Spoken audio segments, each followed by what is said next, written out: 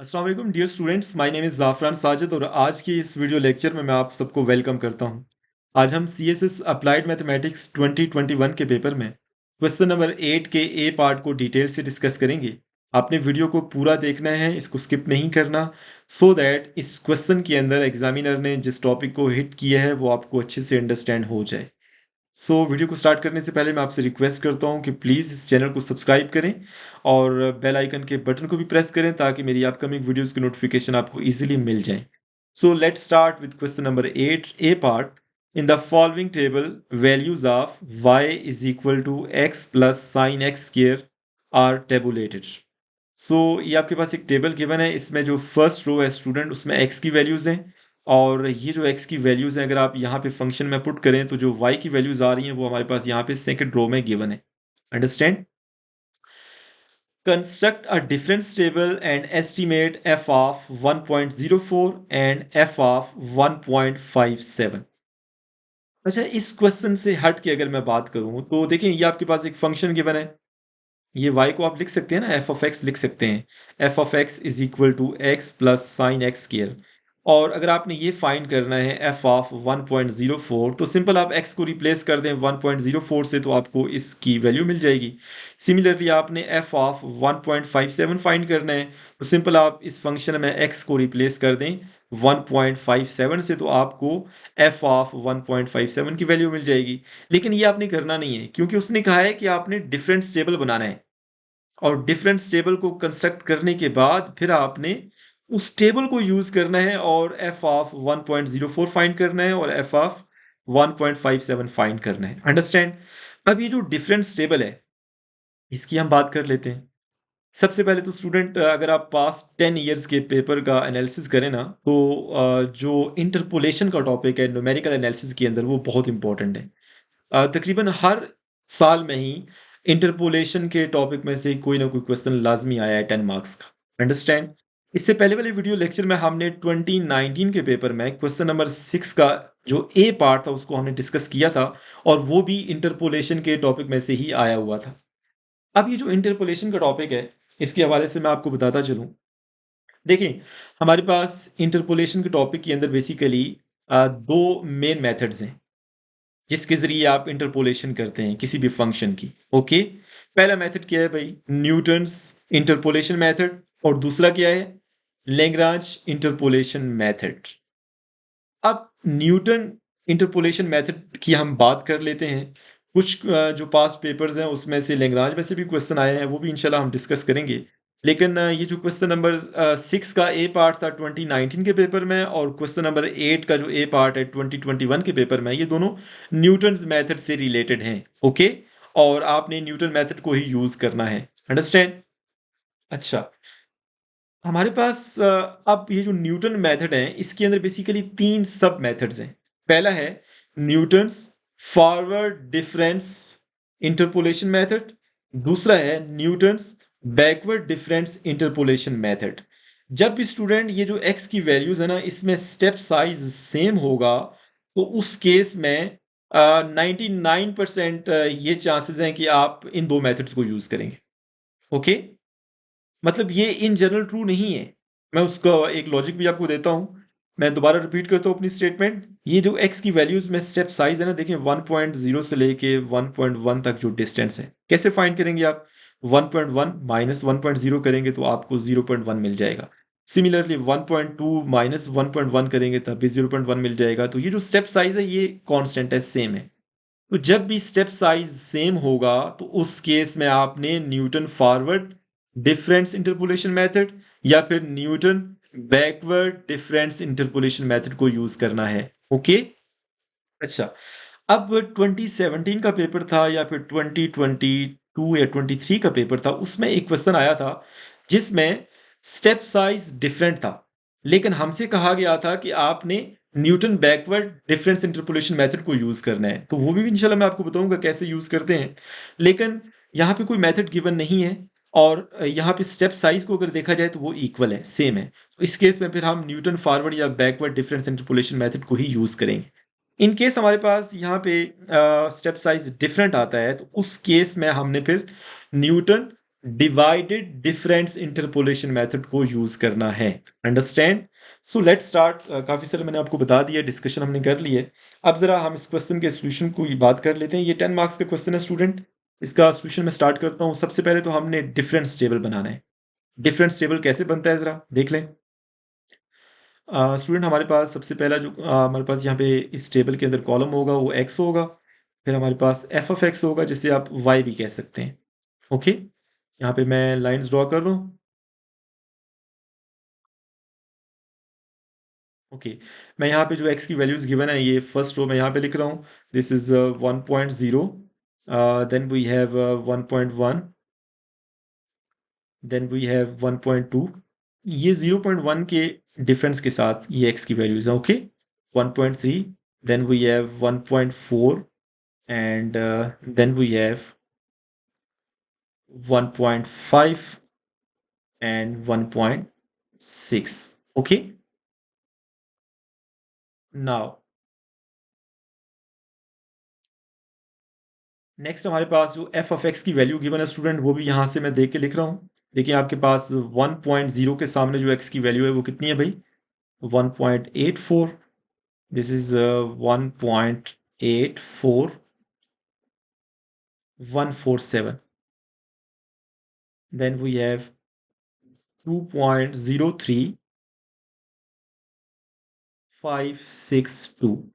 Then we have 2.19146, 2.29290. Then we have 2.32521, 521, and then we have 2.27807, and then lastly we have 2.14935, 2.14937 है या 5 है, इसको मैं देख लेता हूँ। 5, ओके, 935। ओके स्टूडेंट, अब आपने करना क्या है, अब आपने यहाँ से डिफरेंस टेबल बनाना है। डिफरेंस टेबल कैसे बनेगा भाई, जरा देखिएगा। बहुत आसान है। ये जो नेक्स्ट हमारे पास कॉलम होगा, ये हमारे पास, इसको मैं y कह देता हूँ। ओके, तो हमारे पास ये हो जाएगा डेल्टा y। अब डेल्टा y कैसे आपको मिलेगा? आपने ये जो वैल्यू है 2.03562, इसको पहले लिखना है माइनस, इसको लिखना है आपने 1.84147। मैं इनको माइनस कर लेता हूँ। सबसे पहले हमारे पास है 2.03562 माइनस 1.84147। इसको जब मैंने माइनस किया स्टूडेंट, तो हमारे पास जो आंसर आ रहा है दैट इज 0.1942।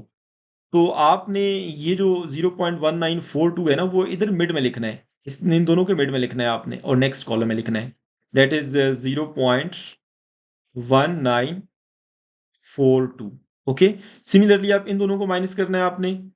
सबसे पहले मैं लिख लेता हूँ 2.19146 माइनस 2.03562। इनको मैंने माइनस किया, तो आंसर हमारे पास जो आ रहा है वो इन दोनों के मिड में लिखना है आपने student. That is 0.1558। Okay, then next, अब हमारे पास 1.3 के सामने जो वैल्यू है y की, वो मैं लिख रहा हूँ 2.29290 माइनस 2.19146। तो हमारे पास यहाँ पे जो वैल्यू आ रही है इन दोनों के मिड में, वो यहाँ पे मैं मेंशन कर रहा हूँ। That is 0.1014। Similarly next value 2.32521 minus 2.29290। तो स्टूडेंट हमारे पास ये जो वैल्यू आ रही है, दोनों का जो डिफरेंस आ रहा है वो मैं यहाँ पे लिख रहा हूँ 0.0323। नेक्स्ट हमारे पास अब इन दो को माइनस करना है आपने, सो 2.27807 माइनस 2.32521। तो हमारे पास ये जो वैल्यू आ रही है, इन दोनों का जो डिफरेंस आ रहा है स्टूडेंट, मैं यहाँ पे लिख रहा हूँ, दैट इज माइनस 0.0471। और सिमिलरली जो लास्ट वैल्यू है उसको देख लें, 2.14935 minus 2.27807। So the answer is minus 0.1287। तो आपके पास ये डिफरेंस टेबल का जो हमारे पास ये कॉलम हमने कंप्लीट कर लिया। नेक्स्ट यहाँ पे मैं लाइन ड्रॉ कर लेता हूँ। नेक्स्ट स्टूडेंट हमारे पास अब जो नेक्स्ट कॉलम होगा उसमें डेल्टा स्केयर वाई आएगा। ओके, डेल स्केयर और वाई आ जाएगा। इसको आप डेल एफ ऑफ एक्स भी लिख सकते हैं, del square f of x भी लिख सकते हैं, आपकी मर्जी है। अब इन दोनों को आपने माइनस करना है। सबसे पहले आपने ये वैल्यू लिखनी है माइनस, फिर ये लिखनी है आपने। ओके, मैं इनको जल्दी से माइनस कर रहा हूँ। 0.1558 माइनस 0.1942। इनको जब मैंने माइनस किया तो हमारे पास जो वैल्यू आ रही है स्टूडेंट, उसको मैंने यहाँ पे मिड में लिखना है, दैट इज माइनस 0.0384। सिमिलरली अब इन दो को माइनस करें। जब मैं इन दो को माइनस करूंगा तो चलिए पहले इसको मैं रेज कर लेता हूँ। ओके, अब मैं इसको और इसको माइनस करता हूँ। 0.1014 माइनस 0.1558। तो हमारे पास जो वैल्यू आ रही है मैं यहाँ पे लिख रहा हूँ, माइनस 0.0544। ओके, देन इन दोनों को माइनस करें। 0.0323 माइनस 0.1014। तो हमारे पास यहाँ पे जो वैल्यू आ रही है student, that is minus 0.0691। Okay, then minus 0.0471 minus 0.0323। So ये जो वैल्यू आ रही है हमारे पास, that will be minus 0.0794 and lastly minus 0.1287। और ये माइनस और माइनस प्लस हो जाएगा, तो प्लस 0.0471। तो हमारा ये जो स्टेप है इसको भी हमने कंप्लीट कर लिया। माइनस 0.0816। ओके, आप प्लीज़ इसको साथ साथ वेरीफाई करते जाएं, इसको लिखते जाएं। अगर मैं कोई मिस्टेक कर रहा हूँ तो उसको प्लीज़ आपने करेक्ट कर लेना है। Okay, then del q by, आप इनको आपने माइनस करके यहाँ पे लिखना है। ठीक है, देखिएगा ज़रा, सबसे पहले मैं इस वैल्यू को माइनस करता हूँ, फिर इससे मतलब ये वैल्यू मैं पहले लिखता हूँ माइनस दिस वैल्यू। तो हमारे पास माइनस 0.0544 और माइनस माइनस प्लस हो जाएगा 0.0384।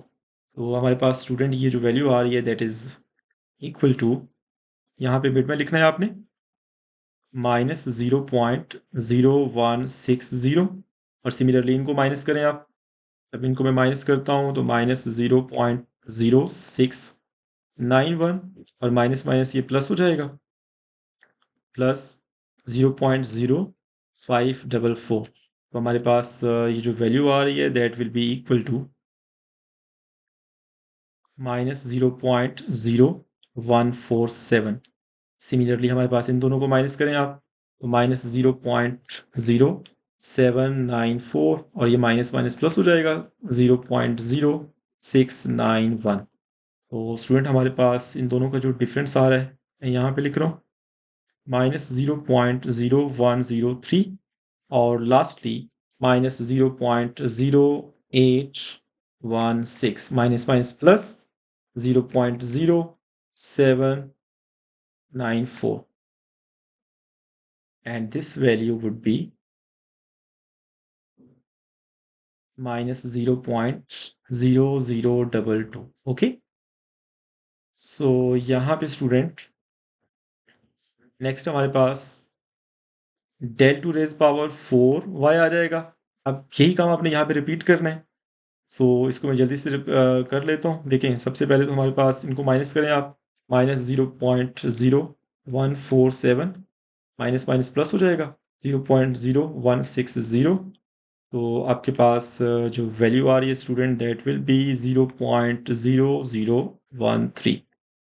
Then next -0.0103, minus minus plus हो जाएगा 0.0147। तो आपके पास ये वैल्यू जो आ रही है student, that will B 0.0044, and this value -0.0022 plus 0.0103। तो आपके पास ये जो वैल्यू आ रही है, that would be 0.0081। Okay, next हमारे पास अब यहाँ पे स्पेस भी कम है, इसको मैं जल्दी से लिख रहा हूँ, देखें। This would be del to raise power 5y। Okay,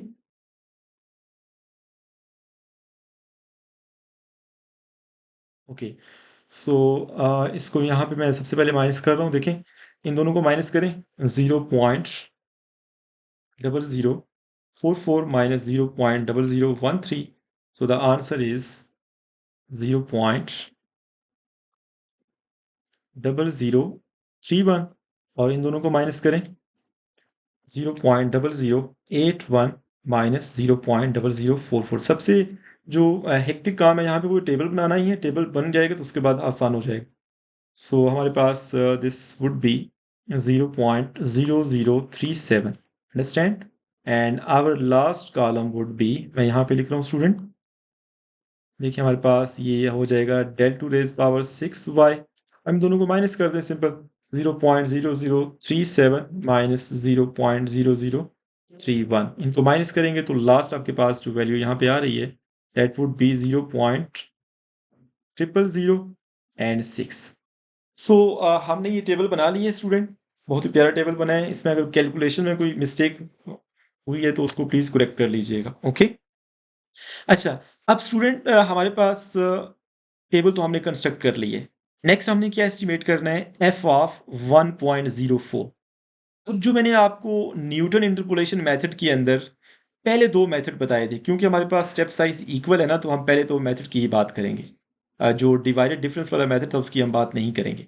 अच्छा, वो जो पहले दो मेथड थे, Newton forward difference interpolation method and Newton backward difference interpolation method, उन दोनों मेथड में क्या डिफरेंस है। एक तो उन दोनों का फॉर्मूला डिफरेंट होगा, और दूसरा ये आपने समझना है कि आपने कब कब उन दोनों को यूज करना है। देखें, ये जो आपने एस्टिमेट करना है ना, जो फंक्शन की वैल्यू आपने 1.04 पे फाइंड करनी है और फंक्शन की वैल्यू आपने 1.57 पे फाइंड करनी है, ये वैल्यू आपको बताएंगी कि आपने उन दोनों में से किस मेथड को यूज करना है। अगर आपने जिस वैल्यू के ऊपर आपने फंक्शन को एस्टिमेट करना है या इंटरपोलेट करना है, अगर वो इस टेबल की टेबल से लेफ्ट साइड से ज़्यादा करीब है, तो फिर आपने फॉरवर्ड इंटरपोलेशन मेथड को यूज़ करना है। और अगर वो वैल्यू जैसे 1.04 है ना, वो 1.04 यहाँ पे लाई करती है, तो मतलब ये अगर टेबल को लेफ्ट साइड से देखें तो ये वैल्यू करीब पड़ती है ना, तो इस वजह से आपने फिर Newton forward difference interpolation method को यूज़ करना है। और दूसरा, अगर कोई वैल्यू जिसके ऊपर आपने फंक्शन को एस्टिमेट करना है वो इस टेबल के राइट हैंड साइड से ज़्यादा करीब पड़ती है, तो फिर आपने Newton backward difference interpolation method को यूज़ करना है, ओके। सो आप यहाँ से देख सकते हैं एक और पॉइंट, अगर कोई वैल्यू यहाँ मिड में लाई करती है तो फिर आप कोई मेथड यूज़ कर सकते हैं। आप फॉरवर्ड को भी यूज़ कर सकते हैं, बैकवर्ड को भी यूज़ कर सकते हैं, it's up to you, okay. So आपने ये जो एफ ऑफ 1.04 फाइंड करना है, इसके लिए आप Newton forward difference interpolation method को यूज़ करेंगे, और आपने ये जो एफ ऑफ 1.57 फाइंड करना है, इसके लिए आपने फिर Newton backward difference interpolation method use करना है, क्योंकि ये इस टेबल के राइट हैंड साइड के करीब पड़ती है, ओके।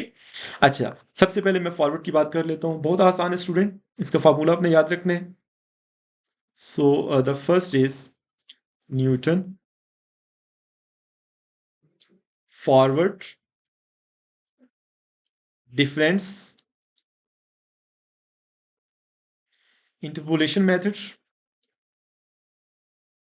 इसका नाम थोड़ा सा लेंथी है, इसको आपने याद रखना है। अच्छा स्टूडेंट्स, का फॉर्मूला क्या होता है? मैं फॉर्मूला लिख रहा हूँ यहाँ पे, y is equal to y naught plus u over 1 factorial delta y naught plus u into u minus 1। देखिए फॉरवर्ड के केस में माइनस आता है और बैकवर्ड के केस में यहाँ पे प्लस आ जाएगा, बाकी कोई इसमें इतना खास डिफरेंस नहीं है। ओके, ओवर 2 फैक्टोरियल और delta square y naught plus u into u minus 1 u minus 2 over 3 factorial हो जाएगा। And here we have delta cube y naught plus so on. Okay, अब एक बात आपने याद रखनी है कि ये जो डिफरेंस टेबल आपने बनाया है, इस टेबल के अंदर देखें delta two raise power 6y आया है। तो फिर आपने यहाँ पे जब आपने f ऑफ 1.04 फाइंड करना है तो ये आपने जो टर्म्स है ना, ये डेल टू रेज पावर 6 तक लेके जानी है। ओके, अच्छा अब हमारे पास ये u क्या है और ये जो वाई नाट है, डेल वाई नाट है, ये कहाँ से आपको मिलेंगे मैं आपको बता देता हूँ। पहले वाई नाट को अंडरस्टैंड करें, del y naught, del square y naught, ये मैं आपको बता देता हूँ। देखिए ये जो आपने डिफरेंस टेबल बनाया है ना, इस डिफरेंस टेबल के अंदर स्टूडेंट ये जो पहली पहली वैल्यू है, ये वाई वाला कॉलम है तो इसमें ये पहली वैल्यू वाई नाट होगी ना। ये डेल वाई वाला कॉलम है तो पहली वैल्यू डेल वाई नाट होगी। Similarly del square y naught ये वाली वैल्यू होगी, this value and last in this value. Okay, तो Newton forward difference interpolation method में ये जो फार्मूले के अंदर आपको y naught, y naught, del square y naught, ये सारी वैल्यूज मैंने यहाँ पे हाईलाइट कर दी हैं, आपने इनको यूज़ करना है। ओके, और बैकवर्ड के केस में फिर हम ये लास्ट वाली वैल्यू यूज़ करेंगे, मैं इंशाल्लाह आपको बता दूंगा वो भी। अच्छा, इसके अलावा यहाँ पे आपको यू भी नजर आ रहा है, यू क्या है? देखिए फॉरवर्ड के केस में जो यू का फॉर्मूला होगा, where u is equal to x minus x naught over h. अब x की वैल्यू हमारे पास, क्योंकि हम ये जो फॉरवर्ड के केस में हमने f ऑफ 1.04 फाइंड करना है ना, फॉरवर्ड के केस में हमने ये वाली वैल्यू फाइंड करनी है, तो फिर आप x की वैल्यू ये पुट कर सकते हैं, x इज इक्वल टू 1.04। जो 2019 का पेपर था उसमें क्वेश्चन नंबर 6 का जो ए पार्ट था स्टूडेंट, उसने कहा था कि आप पहले पोलिनोमियल फाइंड करें, तो उसमें फिर आपने पोलिनोमियल पहले फाइंड करना था। यहाँ पे तो हमारे पास ये गिवन है, पोलिनोमियल फाइंड करने के बाद आपने फिर किसी एक पॉइंट के ऊपर फंक्शन को इंटरपोलेट करना था। उसमें मैंने सबसे पहले x की ये वैल्यू यूज नहीं की थी, अंडरस्टैंड, सबसे पहले मैंने x को x ही रहने दिया था u की वैल्यू के अंदर। बाय द वे यहाँ पे मैं x वैल्यू पुट कर लेता हूँ। x वो वैल्यू है जिसके ऊपर आपने फंक्शन को एस्टिमेट करना है या फिर इंटरपोलेट करना है, माइनस एक्स नॉट पहली वैल्यू है जो कि 1.0 है, और h कितना है आपके पास, जो स्टेप साइज है वो 0.1 है। ओके, x की वैल्यू में जो डिफरेंस है वो 0.1 का है, तो स्टेप साइज 0.1 आ गया। x नॉट आपके पास फॉरवर्ड के केस में वो जो पहली वैल्यू है ना x की 1.0 वो आ गई, और x वो पॉइंट आ गया जिसके ऊपर आपने फंक्शन को एवेल्युएट करना है। आई होप आपको ये याद रहेगा। मैं यहाँ पे चलें लिख भी देता हूँ ताकि आप लोग भूलें नहीं। देखिए हमारे पास x माइनस एक्स नॉट क्या है जी, जो पहली वैल्यू है टेबल के अंदर 1.0, h जो स्टेप साइज है वो 0.1 है, और फॉरवर्ड के केस में ये जो x होगा ना, ये वो पॉइंट होगा जिसके ऊपर आपने फंक्शन को एस्टिमेट करना है। अगर वो कहे कि पहले पोलिनोमियल फाइंड करें सेकेंड डिग्री का या थर्ड डिग्री का, तो पहले आपने x को कोई वैल्यू उसको देनी नहीं है, आपने इसको x ही रहने देना है। ओके, तो यहाँ पे क्योंकि हमारे पास पोलिनोमियल फाइंड नहीं करना हमने, तो x की जो वैल्यू जिसके ऊपर हमने फंक्शन को एवेल्युएट करना है मैं यहाँ पे पुट कर रहा हूँ, दैट इज 1.04। ओके, इसको आपने याद रखना है। अच्छा, अब इसको मैं स्टूडेंट जल्दी से सिंप्लीफाई कर लेता हूँ। u इज इक्वल टू, इसको जब मैं सिंप्लीफाई करता हूँ तो 1.04 माइनस 1 डिवाइडेड बाय 0.1 करूँ तो आंसर 0.4 आ रहा है। ओके, तो u की वैल्यू कितनी आ गई भाई, 0.4। u की वैल्यू आपको मिल गई, Y naught del square y naught, ये भी वैल्यू आपको ऊपर से मिल जाएंगी टेबल के अंदर से, तो आप हम फाइंड कर सकते हैं स्टूडेंट। ये जो y है इसको मैं आप लिख रहा हूँ f ऑफ, इसको मैं f ऑफ 1.04 लिख रहा हूँ, क्योंकि हमें पता है ना कि y किसके बराबर होता है, y f ऑफ x के इक्वल होता है। और जब आपने u की इस फॉर्मूले के अंदर x को यूज कर लिया ना 1.04, तो मतलब फिर ये जो f ऑफ x है ये f ऑफ 1.04 बन जाएगा, इज इक्वल टू। अब यहाँ पे वैल्यूज पुट कर दें। वाई नॉट कितने हैं सबसे पहले देखें जी। वाई नॉट इस टेबल के अंदर ये पहली वैल्यू है 1.84147। सो 1.84147 ओके। प्लस आप इस फॉर्मूले के अंदर देखें, नेक्स्ट हमारे पास टर्म क्या है जी, प्लस अब u कितना है, u तो आपके पास ये हमने फाइंड कर लिया 0.4, और आपके पास डेल वाई नॉट जो यहाँ से डिफरेंस टेबल के अंदर पहली वैल्यू है, डेल वाई वाले कॉलम में 0.1942, तो मैं यहाँ पे यूज कर रहा हूँ 0.1942। अंडरस्टैंड। अच्छा, ये जो डिनोमिनेटर में 1 फैक्टोरियल है तो ये तो इसके नीचे 1 ही आएगा, 1 फैक्टोरियल 1 ही होता है ना, उसको मैं नहीं लिख रहा। नेक्स्ट हमारे पास अब नेक्स्ट टर्म है जी प्लस यू की वैल्यू पुट करते हैं 0.4 माइनस 1 डिवाइडेड बाय 2 का फैक्टोरियल जो होता है वो 2 ही होता है, 2 मल्टीप्लाई 1 करेंगे तो 2 ही आएगा ना। और डेल स्क्वायर वाई नॉट, ये वैल्यू मैंने टेबल से देखनी है, ये टेबल आपके पास, और ये डेल स्क्वायर वाई वाला कॉलम है, और ये जो पहली वैल्यू है माइनस 0.0384 माइनस 0.0384 प्लस नेक्स्ट हमारे पास अब जो इस फॉर्मूले के अंदर जो नेक्स्ट टर्म है स्टूडेंट, इस टर्म की मैं बात कर रहा हूँ, इसको मैं लिख रहा हूँ जल्दी से 0.4 then 0.4 minus 1 then 0.4 minus 2 and divided by 3 factorial. 3 factorial का मतलब है 3 मल्टीप्लाई 2 मल्टीप्लाई 1, तो आंसर 6 आ जाएगा।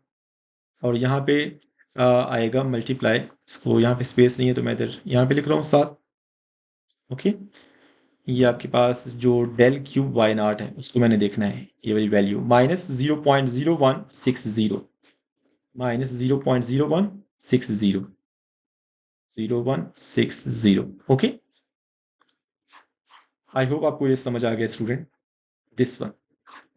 Now plus next value. Okay, यहाँ पे मैं वीडियो को स्टॉप कर रहा हूँ स्टूडेंट, और इसको मैं कंप्लीट करके आपको इसका आंसर बता देता हूँ। ओके ओके स्टूडेंट, आप यहाँ पे देख सकते हैं कि मैंने न्यूटन्स फॉरवर्ड इंटरपोलेशन मेथड का वो जो फॉर्मूला था उसमें मैंने सारी वैल्यूज पुट कर दी हैं यहाँ पे, और यहाँ पे इसको मैंने थोड़ा सिंप्लीफाई किया तो आपके पास ये टर्म्स आ गई, इनको मैंने ऐड किया तो ये 1.9228 आ रहा है।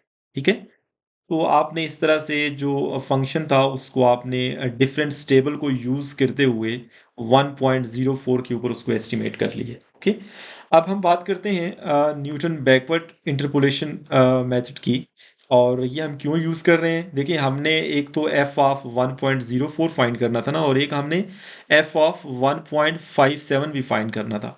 और 57 जो है ना, 1.57 ये टेबल के राइट हैंड साइड से ज़्यादा करीब पड़ता है, तो हमें फिर इसको फाइंड करने के लिए हमें Newton's backward difference interpolation method को यूज़ करना पड़ेगा। तो इसका फॉर्मूला मैंने यहाँ पे लिख दिया है, जहाँ पे माइनस था मैंने प्लस कर दिया है।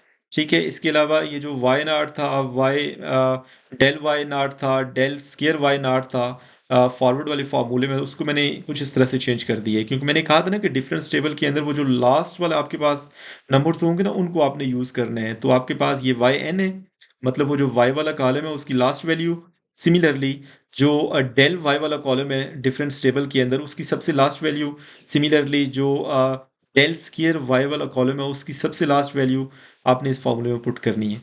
अच्छा, हमारे पास यहाँ पे बैकवर्ड डिफरेंस इंटरपोलेशन मेथड के अंदर ये जो u है किसकी इक्वल होगा, x माइनस एक्स एन होगा डिवाइडेड बाई h। याद रहे कि फॉरवर्ड के केस में ये x माइनस एक्स नॉट था। अच्छा, अब एक्स एन मतलब x की जो आखिरी वैल्यू टेबल में गिवन है 1.6 है, उसके बाद x जिसके ऊपर आपने फंक्शन को एस्टिमेट करना है, इंटरपोलेट करना है, वो 1.57 है। h जो कि स्टेप साइज है वो 0.1 है, मैंने यहाँ पे मेंशन भी कर दी है। इसको सॉल्व करेंगे तो u की वैल्यू माइनस 0.3 आती है। अच्छा, अब स्टूडेंट ये जो फॉर्मूला है इस फॉर्मूले की लेफ्ट साइड को देखें ज़रा, ये y है, इसको आप f ऑफ x भी कह सकते हैं, y is equal to f of x। और आपने फंक्शन को जो एस्टिमेट करना है वो 1.57 पे करना है, और u की वैल्यू के अंदर भी आपने x की वैल्यू पुट कर दी है 1.57। तो इसका ये मतलब है कि इस y को जो आप f ऑफ x लिखते हैं ना, उस x को आप रिप्लेस कर दें 1.57 से। यहाँ पे सारी वैल्यूज पुट कर दें। y n लास्ट वैल्यू मैं आपको दिखा सकता हूँ, ये हमारे पास टेबल था, इस टेबल के अंदर ये जो y कॉलम के अंदर सबसे लास्ट वैल्यू है क्या है आपके पास, इसको मैं चलिए हाईलाइट भी कर देता हूँ। इन वैल्यूज को आपने आप यूज करना है, ओके, लास्ट वैल्यूज को। इसका मतलब है ये जो वैल्यू है ये रिपीट होगी दोनों मेथड्स के अंदर। जब 2.14935 है ना, तो मैं आपको दिखा देता हूँ, ये मैंने यहाँ पे लिखी है, इस फार्मूले में आप देख लें, ये मैंने पुट किया यहाँ पे 14935। इसी तरह से u की वैल्यू पुट की मैंने, ये u की वैल्यू यहाँ पे पुट की, और 1 फैक्टोरियल 1 ही होता है, उसको मैंने नहीं लिखा, डेल वाई एन माइनस 1। तो ये देख लें वैल्यू क्या बनती है टेबल के अंदर, -0.1287। तो यहाँ पे देखें, -0.1287। सो बाय द वे मैंने उस डिफरेंस टेबल के अंदर वो जो लास्ट वैल्यूज है उनको मैंने यहाँ पे पुट कर दिया स्टूडेंट, और u की वैल्यूज को भी मैंने पुट किया इस फॉर्मूले के अंदर। और इसको हमने कहाँ तक लेके जाना है, del to raise power 6y तक लेके जाना है। क्यों लेके जाना है del to raise power 6y तक, क्योंकि डिफरेंस टेबल के अंदर ये जो लास्ट वैल्यू है ना, del to raise power 6y, ये वाले भी हमारे पास वैल्यू ये लिखी हुई है यहाँ पे। इसको मैंने सारी वैल्यूज को पुट किया, इसको मैं फिर ऐड करूंगा, सिंप्लीफाई करूंगा स्टूडेंट। ये मैंने सारा एक्सप्रेशन यहाँ पे लिखा है, इसको मैंने फिर सिंप्लीफाई किया, तो हमारे पास लास्ट पे जो वैल्यू आ रही है वो 2.1731 आ रही है।